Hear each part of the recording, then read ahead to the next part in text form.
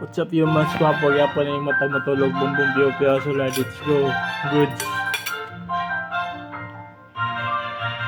umba yung ulam ko ano umba yun goods hap baboy baboy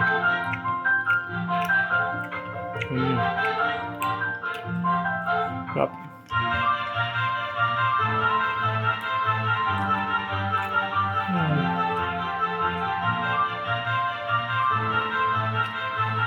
Yung hindi pinakubusan yung uga. Ang daming gagawin na yung ako na. Why? Crunchy ko? Let's go! Chili na yan! Sa crunch na! Hindi ka pwede gumiba! Ikaw! Ang patok ko! Ay, kagat! So let's crunch it! Deadline pa next suwabo? Masarap ng chicken ang... Oh! Gagar! Sa crunch na hindi tinipil! Bilis pa na order! Kaya balik agad sa wing mindset! Marami na mamimilian! Nationwide! Let's crunch it! Let's crunch it! Let's crunch it! It's 7-Eleven crunch time! Goods.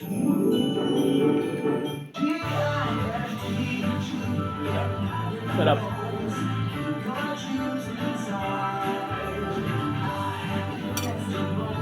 Yeah, sarap.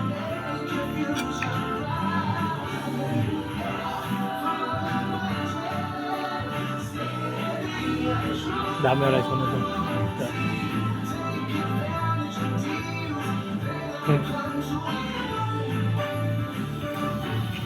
Gawa ng ba?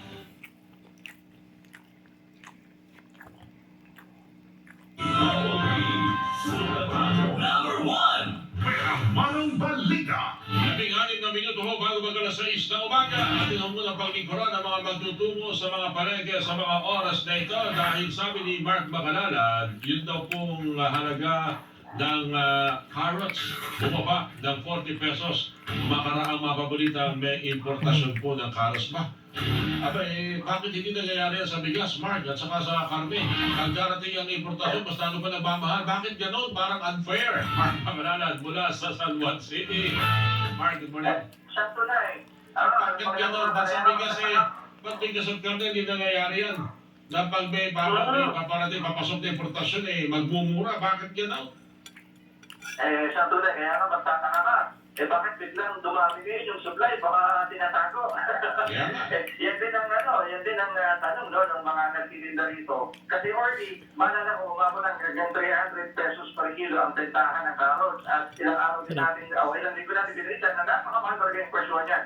Pero ito, sunod-sunod yung mga araw na nagkakaroon ng pagbaba, may araw na 5 piso, may hanggang 10 piso. At sa loob ng isang linggo, ay umabot ng hanggang 40 pesos per kilo ang binabayan. Ayun yan sa mga nagtitinda na nakapanayam natin dito sa Agora Market ng Sudang Sanawan. Makikita mo dyan sa buwan natin, radyo na TV pa, yung maraming supply na mga carrots ngayon. Marami rin yung mga namimili. Pwede kang mamili, merong mga di magandang kalidad, meron din yung mga reject na ihamak na mas mura naman.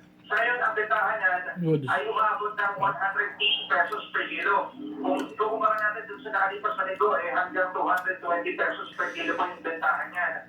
Maganda raw yung supply ngayon ng carrots. At sinasabi ng mga nagtitinda na posibleng may epekto ito doon sa napabalita na pag-aprobahan ng Department of Agriculture sa importasyon ng mga carrots. At dahil na siyempre mayroong mga imported, marami yung mga supply, kinakailangan magkaroon talaga ng pagbaba sa presyuhan.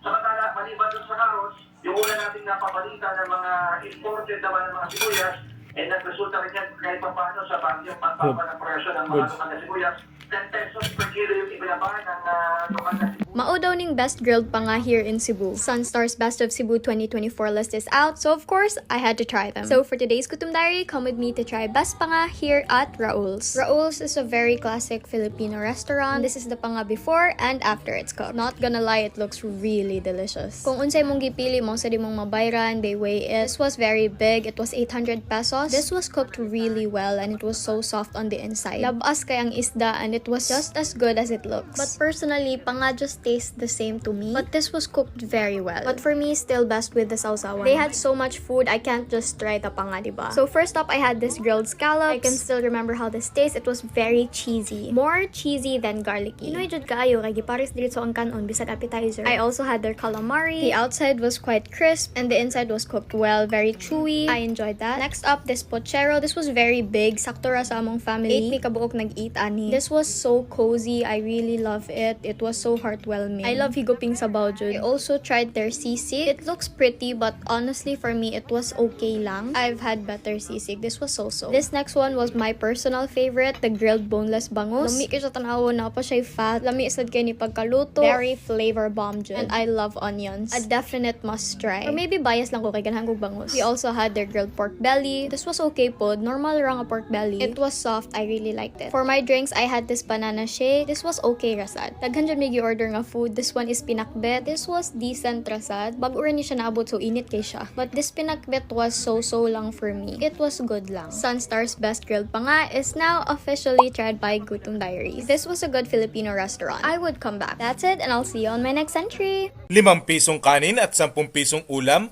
bali 15 pesos lang ay solve na solve ka na? Ay grabe naman yan mga bossing. Last time na narinig ko ang ganyang presyo ng pagkain mga bossing ay first year high school pa ako noong taong 2005. Kaya kung curious din kayo mga bossing kung saan ang location nitong sikat na 5 piso kanin at 10 pisong ulam, ay tapusin nyo ang bidyong ito nang malaman nyo kung saan.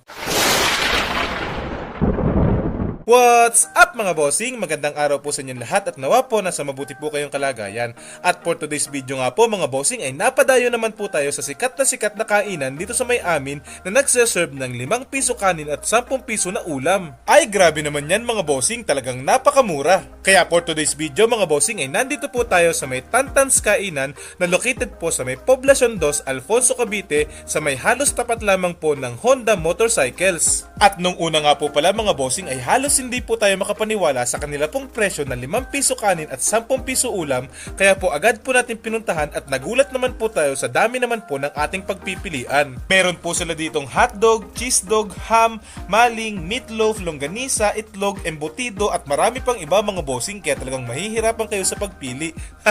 At para naman po sa napakamurang presyo mga bossing ay talaga naman pong bagay na bagay ito para sa mga estudyante o di naman kaya para sa mga katulad naming nagtatrabaho at on a tight budget at gustong magtipid. Kaya po dito mga bossing ay agad na po natin tinikman ang kanila pong mga pagkain. Bali ang order nga po pala natin dyan mga bossing ay fried rice, skinless longganisa, burger steak at macaroni spaghetti. At nakakabilib din naman po talaga mga bossing dahil para sa presyo nilang 5 piso kanin at 10 pisong ulam ay talaga naman pong masasabi natin na hindi talaga tinipid ang kanilang servings. At kung lasa naman ang pag-uusapan mga bossing ay panalong panalo rin. Yung kanila pong burger steak mga bossing ay napakasarap naman po ng gravy at yung kanilang fried rice naman mga bossing ay malasang malasa din. Kaya talagang magtataka kayo mga bossing kung papaano nila nagawa na babaan ng ganito ang presyo ng kanilang mga pagkain. Knowing ang kanilang mga hotdog dito mga bossing ay tender juicy din. Tapos yung kanilang longganisa at mga embutido mga bossing ay may sarili daw po silang supplier kaya po talagang murang-mura din. Tapos yung kanila naman pong lalagyanan ng pagkain mga bossing ay styro kaya po goods na goods para sa gustong mag-take out para baunin sa trabaho o di naman kaya sa school. Bali nag-o-offer din nga po pala sila dito mga bossing ng mga spaghetti, pansit at nagluluto rin po sila ng mga gulay dito mga bossing. Kaya po hindi lamang po processed food ang ma-order nyo dito. Kaya po para sa ating mga viewers at followers dyan na taga Alfonso Cavite o di naman kaya sa may Karatig Bayan dito sa may amin na gusto pong itry ang Tantans Kainan ay located po sila sa may Poblacion 2, Alfonso Cavite sa may halos tapat lamang po ng Honda Motorcycles. Open po sila Monday to Friday from 8 AM to 2 PM mga bossing, pero I suggest na agahan po ninyo kasi sa sobrang dami naman po ng kanilang customers mga bossing ay talaga naman pong halos magkaubusan ng pagkain. Kaya po ano pang iniintay nyo mga bossing, tara na at subukan ang Tantans Kainan, 5 piso kanin, 10 piso ulam at siguradong hindi kayo magsisisi mga bossing sa dami ng servings at sa sarap ng pagkain nila dito mga bossing. Bali may promo din nga po pala sila ngayon dito mga bossing na 1 free order of ulam kung kayo po ay naka-follow dito sa ating Facebook page na John Lexter Vlogs at naka-like and share po kayo sa bidyong ito mga bossing, kaya tara na! Hanggang dito na lamang po muna ang ating video mga bossing at maraming salamat po sa panonood. See you on our next video mga bossing. Ingat! God bless! Gahi dire. Waway, wagay, mumayang tao rin. Siga ka dire sa liluan boss dili. Iga ko, way makapalag. Kapuya na ay. Na problema mo ko yun sa ako nagkapagkuhan sa akong solba sa akong problema eh. Wala dyan ko nakuhaan dyan. Nangita ko mga gahi. Parang may naamoy ako hindi maganda. Boss, kasi mga gahi ninyo dire. Oo, gahi rin. Why gahi dire, boss? Ang gipangita, boss, gahi. Gahi. Kanang isog dire sa lilan. What? Why gahi dire? Waway, gahi. Bumayang tao rin. Wala dyan. Gahi ka, dili. Dili. Oh, tagati ka, Jiso, di mo ka gahi, oh.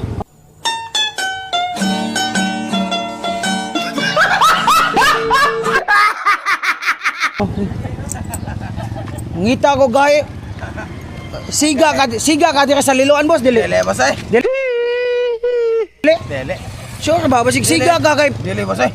Sure, di ka siga? Dili, boss ay. Oh, Jiso. Okay, sa ko'y nangita kong siga eh.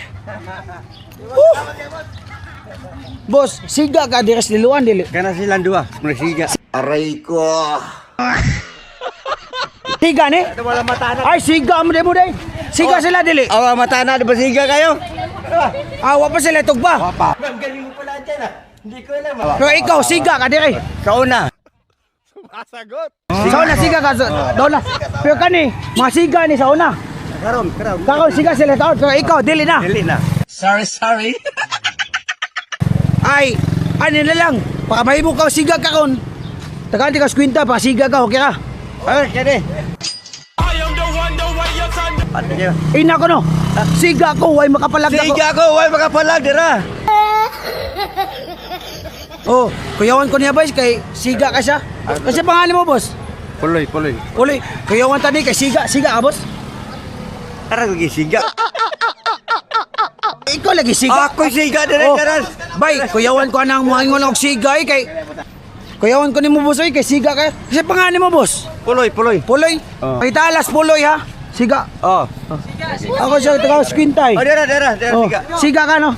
Ay, kamusta? Yo, tigil. Oh, siga mata. Ayaw na tama-tama ha. Kamu ha. Ay, sa kamusta? Sabi ito pa amin. Sis, tara.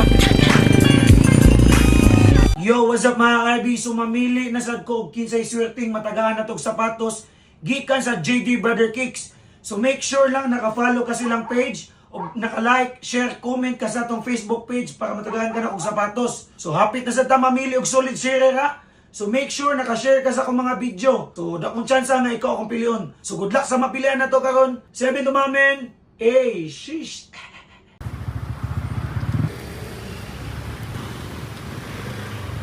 Magkano po yung manok? Sa ato, lumpia ba ba? Yung maliit. Sakay, magkano ba? 10